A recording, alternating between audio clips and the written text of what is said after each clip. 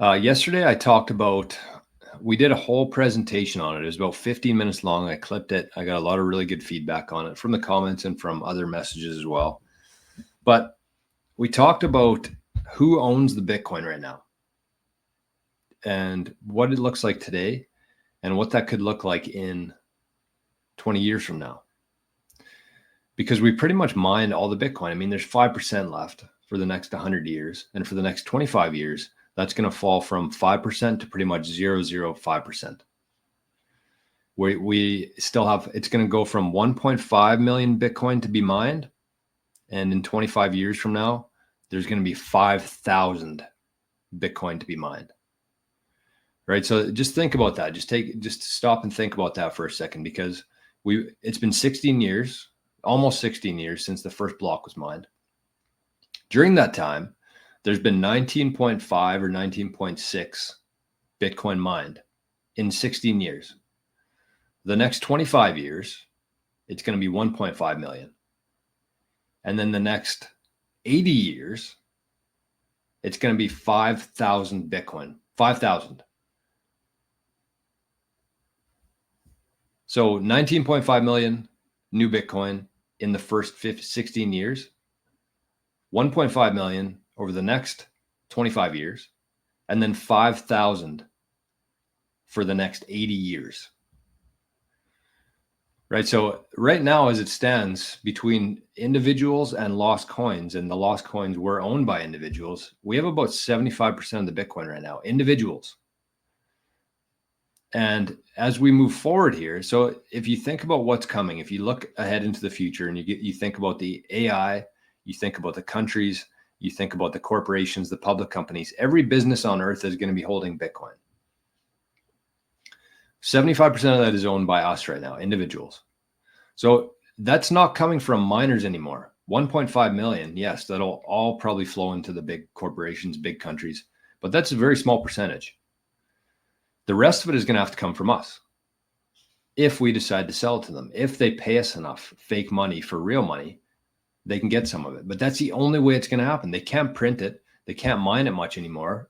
Again, whatever we mine for the next 100 years is all going to go to those big miners. It's already in place. There's nothing we can do about it.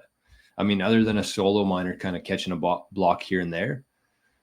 I think, that's how it is right now. That's how it stands right now, where the mining industry is quite centralized in the sense of, like, if you look at the mempool, who's been winning the blocks? Foundry, via BTC, Marathon. I mean, Marathon's a huge miner, and they win like one every 50 blocks. But I think that it's probably going to decentralize from there. But let's just assume that those 1.5 million are gone. They're going to the big boys. They've already been locked in. So this is Foundry. Look at this. I'll just bring it up because it's easier to see.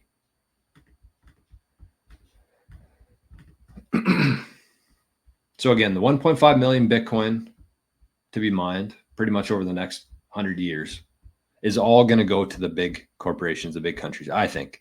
We got Foundry via BTC, Foundry, Spider Pool, Foundry, F2 Pool, Foundry, Binance, Antpool, via BTC, Antpool. So it's fairly centralized right now. And I do think that that's going to decentralize. I think that a lot of these big mining companies are going to go tits up in the next couple of decades. And every person on earth is going to be running their own Bitcoin miner. Some just for a lottery, but a lot of it will be actual utility, where if you need to heat your house, there's no sense just pouring electricity into a furnace. Put that money and energy into a Bitcoin miner. And so you're heating your house while you're subsidizing as being part of a mining pool or a solo miner. So I do think that it will decentralize over time. I don't know exactly what that looks like, but let's just assume that 1.5 million coins will go to the big boys. Right? And so I'm going to bring this up again because I think that this is kind of cool to look at in terms of the Bitcoin distribution.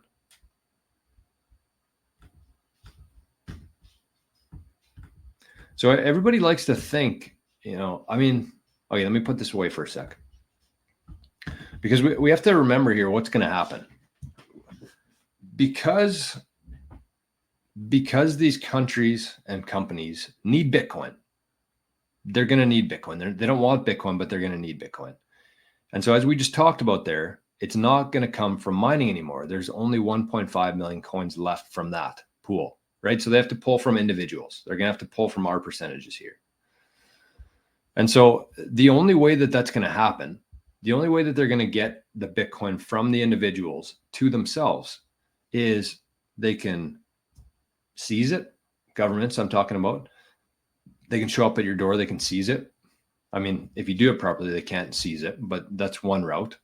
But the second one is that they're going to run up the price so high that they're going to tempt people to sell. It's coming, which is kind of cool for us because we get to be part of like the temptation, right? They're going to be looking to us and saying, all right, we need your Bitcoin. We can't get it from miners anymore. We need your Bitcoin. So they're going to run up the price so insanely high.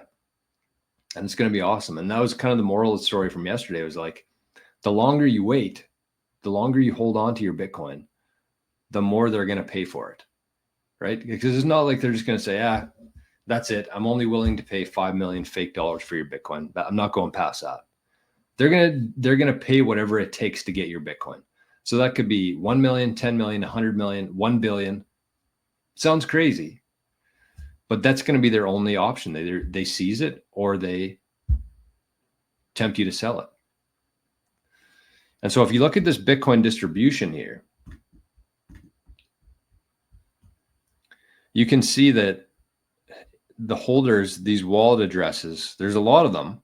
There's a lot of addresses with between 0 and 1 million sats. There's a lot of addresses, but they only make up, even to 10 million sats, they make up 1.4% of the Bitcoin.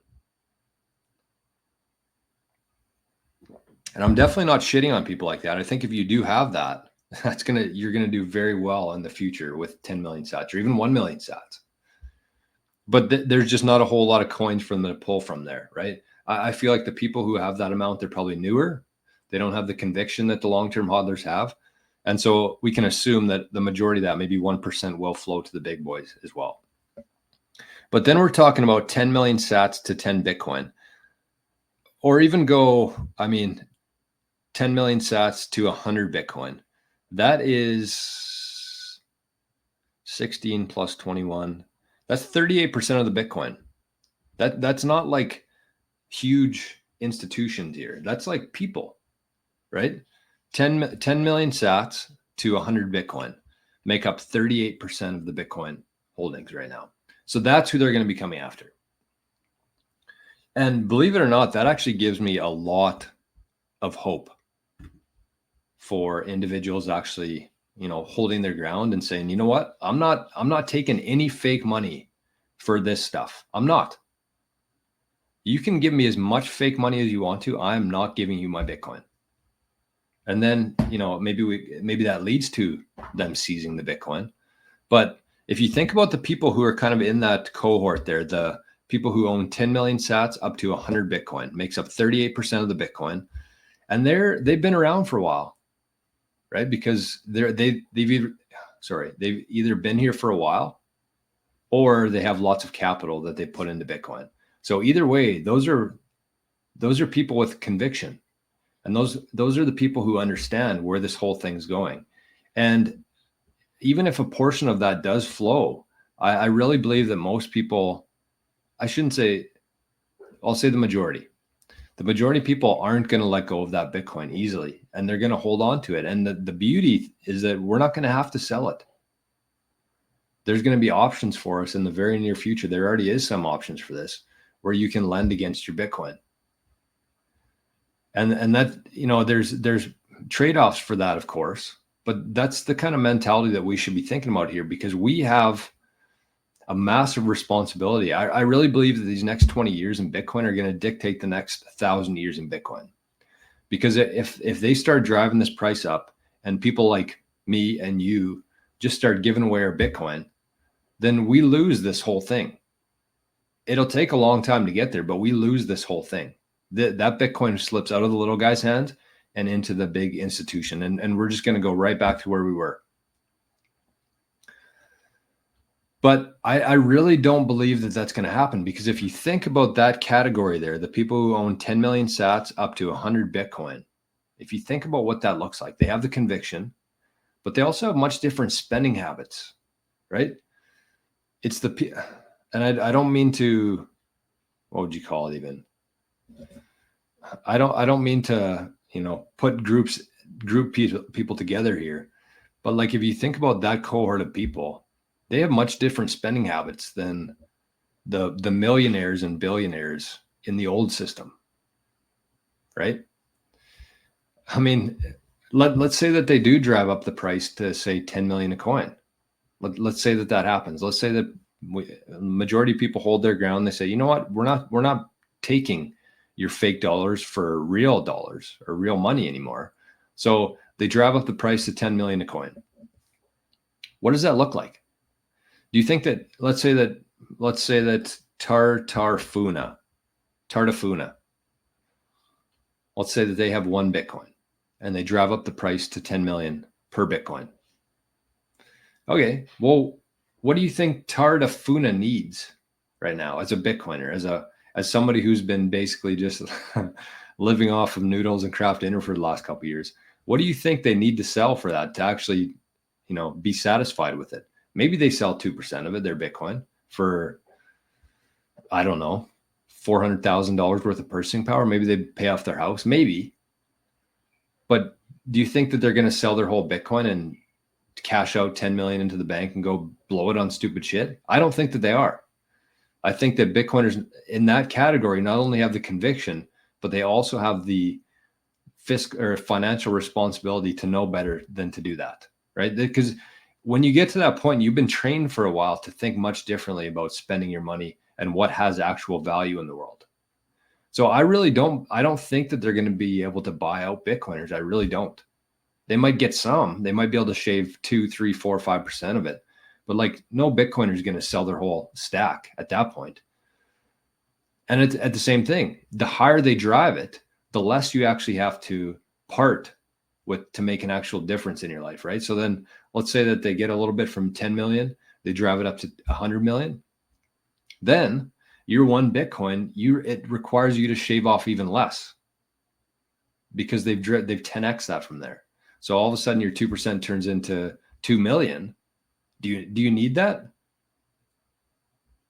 Probably not. So it's just kind of a cycle where, and even if they keep driving up, that just means you have to sell less of your Bitcoin. So it's going to be very interesting to see. And I think that that's why these next 20 years is going to dictate the direction of the next 1,000 years. And if we can hold on to this control of the Bitcoin, the 75%, even if we let it slide down to 70%, that's still massive. That's so massive. And somebody left a comment on the video yesterday. That's what kind of made me think about all this. Somebody said, we want to see a breakdown of the top individual wallets, because they think that the wealth gap for Bitcoin far exceeds the fiat. So they think that there's more, the wealth gap is wider between in Bitcoin than it is in fiat.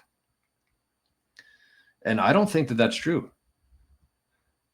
Because if you look at who actually holds the wealth in the current system, what is it, 6, 7, 8 families?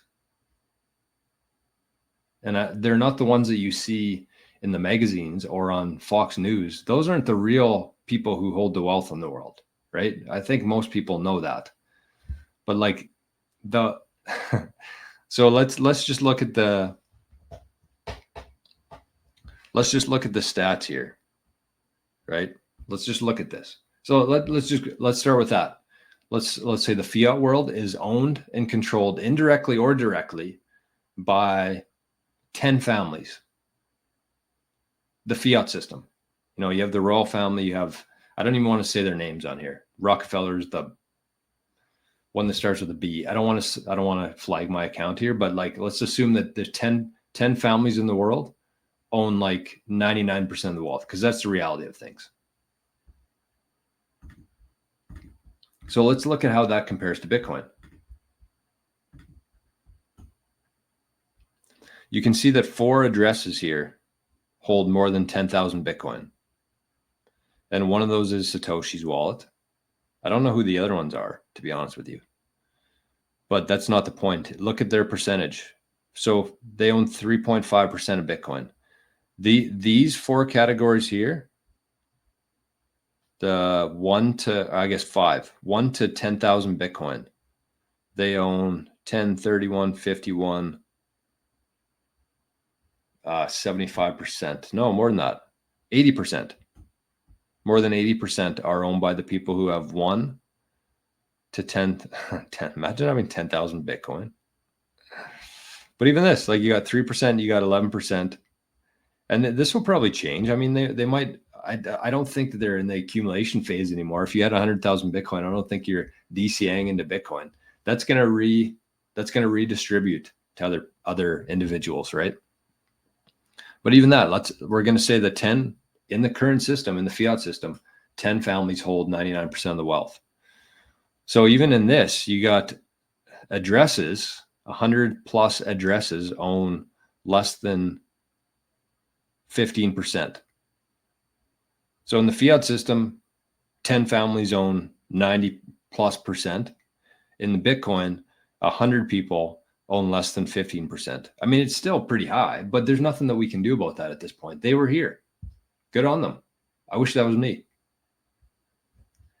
And the other thing you have to keep in mind there is the cool thing about Bitcoin is that none of those people just got it, Bitcoin. They didn't just have their uncle John set up a whole bunch of companies and they just, they earned this Bitcoin. That's the difference between fiat and Bitcoin, is that with fiat, there's the ability to create it. Those people that we just talked about, the 10 families and whatever they control, they literally have access to creating money. Let that sink in.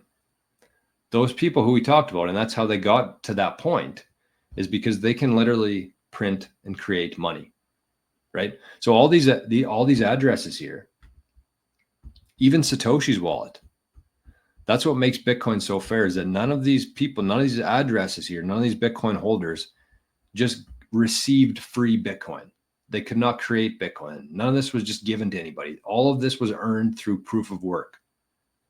And that's important. It's very important. Even Satoshi himself, he never said, "Hey, Hal, I have this new protocol. We're going to try it out. I'm going to send you 1 million coins."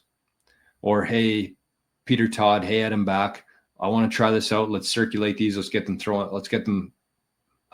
going around here. We earned it. We created this thing. We've been working on it. We earned this." No, every one of these coins that we're looking at here, every single one of these coins has been earned. So these coins were either mined or they were earned through exchanging fiat for Bitcoin, right? And so, I mean, some of it indirectly would be given if you have access to printing money and you can convert that to Bitcoin. But like overall, that's the only two ways to get Bitcoin. You either mine it or you add value and earn fiat and convert it and buy Bitcoin. It's the only two ways. You can't print Bitcoin. You can't create Bitcoin. So those are important differentiations between fiat and Bitcoin. And this person said that the wealth gap in Bitcoin exceeds the fiat system. I don't think so. I don't even think it's close. And I think that that's just a misunderstanding of who actually holds the wealth and how much they actually have in the fiat system. And how transparent is that? Like, if you really just stop and think that you know who holds the wealth in the world in the fiat system, you're delusional. If you're looking at the Forbes 100 list and saying, "Oh shit, Elon's the richest guy. He's got X amount of $1 billion. Wow, that must be nice." There's like 100 people with 100 times more wealth than Elon that you've never even heard about before. And that's the fiat system. With Bitcoin, we might not know who owns these, but at least we can see. We can see it's all very transparent. You can see all this. It's much different. It's night and day. So, I mean, Bitcoin's not going to just like make everybody equally rich. I don't think that that should even happen. I think the people who add value to the world should, and work harder, should have more value. But the point is that none of these Bitcoin have been given or printed or created. They've all been earned. And again, that's a completely different system that we're used to operating in here.